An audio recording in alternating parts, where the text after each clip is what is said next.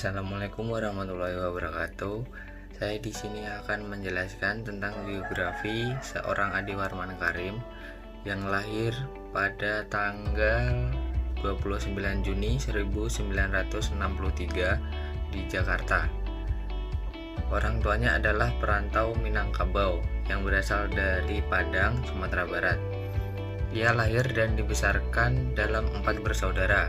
Semuanya laki-laki dan sarjana hukum, kecuali ia sendiri yang memilih menjadi sarjana ekonomi. Sejak kecil ia sudah dikenal dengan pendidikan agamanya. Ayahnya pada mulanya adalah seorang jaksa, tapi mengundurkan diri dan lebih memilih pengacara. Ayahnya merupakan pendiri firma hukum Karim Syah. Meskipun dididik dalam lingkungan keluarga yang taat, ketika remaja, Adi Warman tersebut sempat terseret pergaulan bebas. Ia lebih senang hura-hura dan disko ketimbang belajar ataupun mengaji.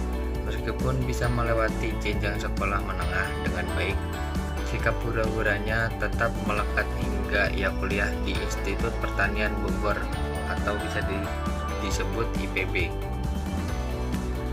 Ia masuk ke jurusan sosial ekonomi pada tahun 1982, namun nilainya bisa dikatakan jeblok ataupun turun. Tahun berikutnya ia berusaha melepaskan diri dari pergaulan teman-temannya tersebut.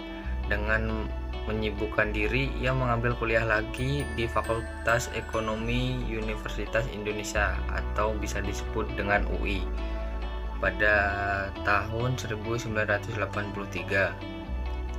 dan pada tahun 1985 ayahnya pun meninggal akibat kanker yang diderita oleh ayahnya tersebut. Setelah ia lulus dari IPB pada tahun 1986, Adi Warman menerima tawaran beasiswa untuk melanjutkan pendidikan master bidang keuangan di Universitas Boston, Amerika Serikat. Setelah itu, menyelesaikan tesisnya tentang ekonomi syariah Iran. Ia melanjutkan kuliah ke Universitas Eropa, Belgia, dan meraih gelar MBA pada tahun 1988. Dan pada tahun 1989 ia menyelesaikan kuliahnya yang sempat terbengkalai di Universitas Indonesia. Pada tahun 1992 ia tamat dari Boston University dengan gelar MAEP. Dan pada saat ini Adi Warman Karim sudah dikaruniai yaitu 3 orang anak dari pernikahan dengan Rustika Tamrin. Sekian, terima kasih. Saya akan menjelaskan tentang fundamentalis intelektual profesional tentang Adi Warman. Yang pertama adalah istilah fundamentalis didefinisikan dalam konteks pola-pola pemikiran, ide, gagasan dalam memperjuangkan syariat Islam. Kelompok Islam fundamentalis di sini dengan beragam sebutan yang disandangnya memiliki kesamaan ciri khas, yaitu cita-cita ditegakkannya syariat Islam. Ada juga yang membedakan pola gerakan fundamentalis Islam menjadi 2. Yang pertama, ada Islam politik yang menempuh jalan mencapai kekuasaan sebagai alat untuk menegakkan syariat. Yang kedua, ada Islam kultural. Di sini ia memilih jalur budaya dan kemasyarakatan.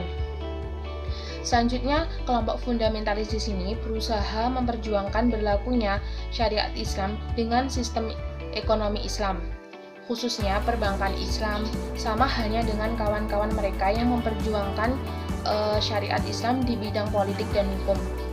Ekonomi syariah dan ekonomi Islam tidak sama persis dengan pengertian dalam definisi yang baku menurut perspektif hukum Islam. Syariat ini dimaknai sebagai wahyu Tuhan itu sendiri, Al-Quran dan As-Sunnah Nabi Muhammad SAW, yang pengertiannya sama dengan Thoriq, Sabil, dan Manjah, yaitu satu jalan atau metode. Fundamentalis yang memperjuangkan tegaknya ekonomi Islam dapat dibedakan menjadi dua. Yang pertama, Islam fundamentalis profesional. Islam fundamentalis profesional di sini berorientasi pada praktek. Mereka tidak perlu menunggu perkembangan teori Islam menjadi mapan, serta mencukupkan diri dengan piranti teori yang sudah ada, yaitu fikih muamalah dan fikih muamalah setelah dikonseptualisasikan. Selanjutnya ada fundamentalis intelektual, justru berorientasi pada teori. Mereka berupaya menyediakan bangunan teori-teori dahulu sebagai dasar pijakan bagi terlaksananya ekonomi Islam secara baik dan benar serta dapat diterima secara luas oleh masyarakat. Jadi posisi Adi Warman di sini satu sisi ia terlihat aktif dalam gerakan pemberdaya ekonomi Islam melalui institusi-institusi praktis, tetapi pada posisi lain ia juga konken dalam meletakkan dasar teoritis bagi pengembangan ilmu ekonomi Indonesia. Nampak kesan bahwa Adi Warman berusaha menyelaraskan antara perjuangan ekonomi Islam secara praktis dan teoritis. Terima kasih. Selanjutnya saya akan membahas materi pendekatan dan metode. Berbicara mengenai Adi Warman Azwar Karim, terdapat beberapa pendekatan dan metode yang ia gunakan untuk membangun keilmuan ekonomi Islam.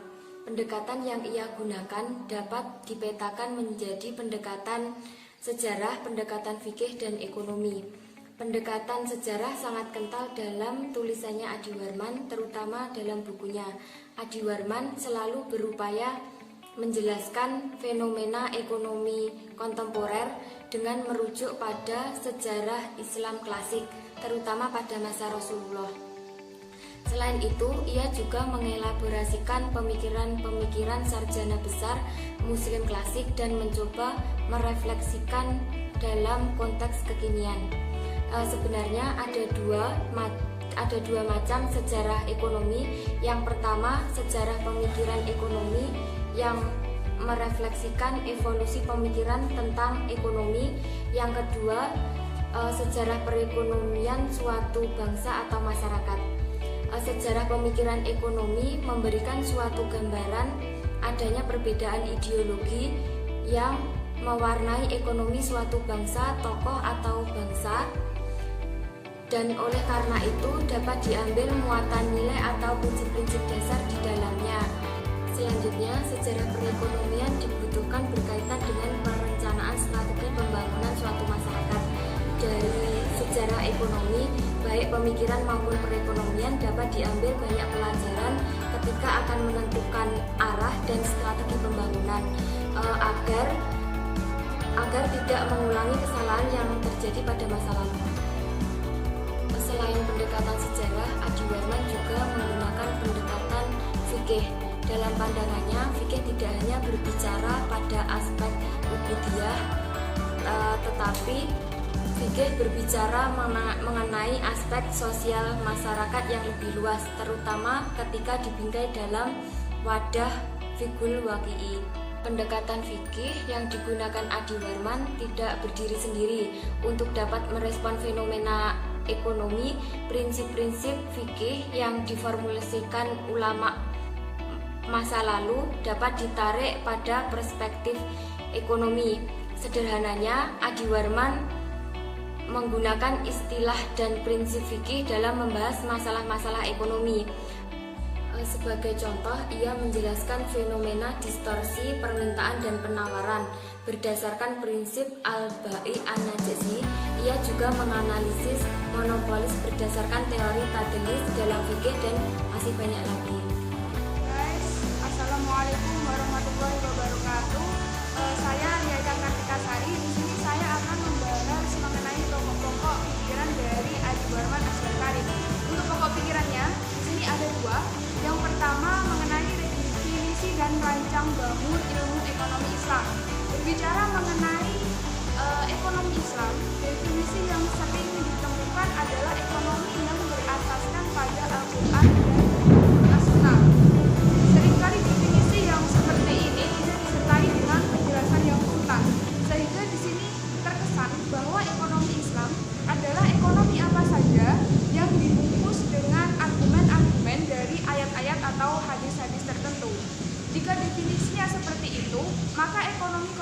atau di sini juga dapat dikatakan sebagai ekonomi yang islami sepanjang bisa dibungkus atau dilegitimasi dengan ayat-ayat tertentu.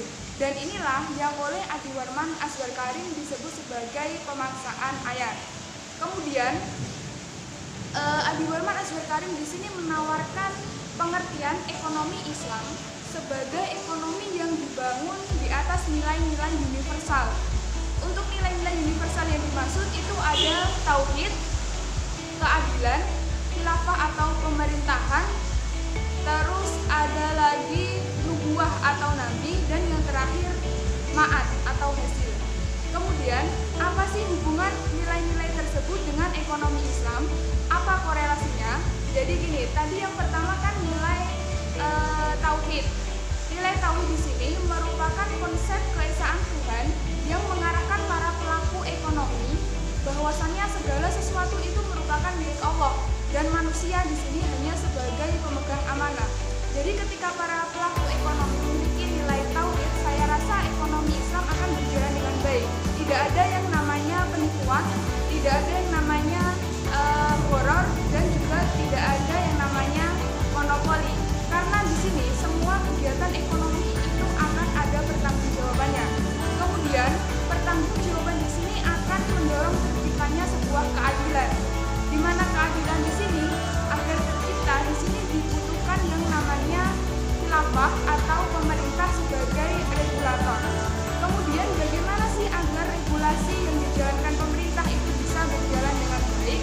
Kita bisa merujuk kepada struktur ekonomi sosial pada masa Nabi Muhammad SAW, terutama pada era Madinah.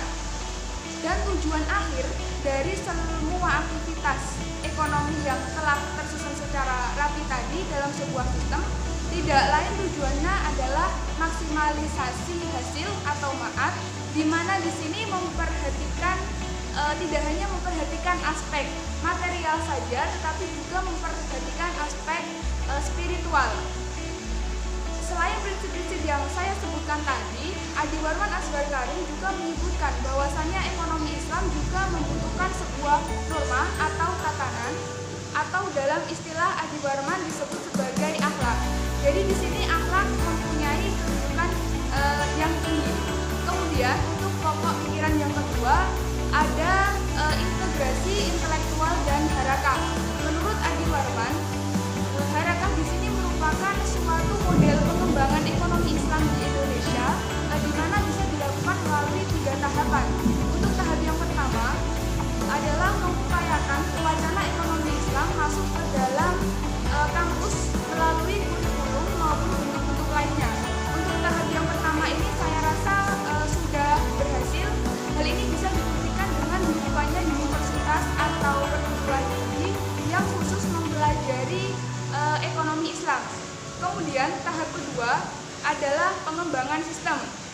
Pengembangan sistem ini bisa dilakukan dengan membentuk peraturan-peraturan ataupun undang-undang, atau juga bisa peraturan daerah. Saya rasa kalau tahap yang kedua ini juga sangat penting, karena tanpa adanya payung hukum yang jelas dan tegas, ekonomi Islam di Indonesia akan sulit berkembang atau bahkan bisa mati suri. Untuk tahap yang ketiga, di sini ada pengembangan ekonomi umat. Saya rasa tahap yang ketiga inilah yang sangat berat dan tidak bisa diwujudkan hanya dengan melalui akademis maupun legislasi. Tetapi di sini dapat diwujudkan dengan di mana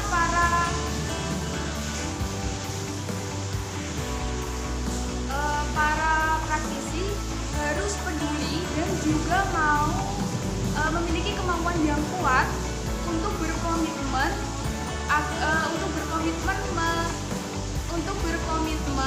untuk mempraktikkan ekonomi Islam dalam setiap kegiatan ekonominya. Mungkin cukup itu saja. Sekian dari kami. Wassalamualaikum warahmatullahi wabarakatuh. Jadilah generasi berkualitas yang bisa belajar dari sejarah dan mampu untuk menciptakan sejarah. Oke?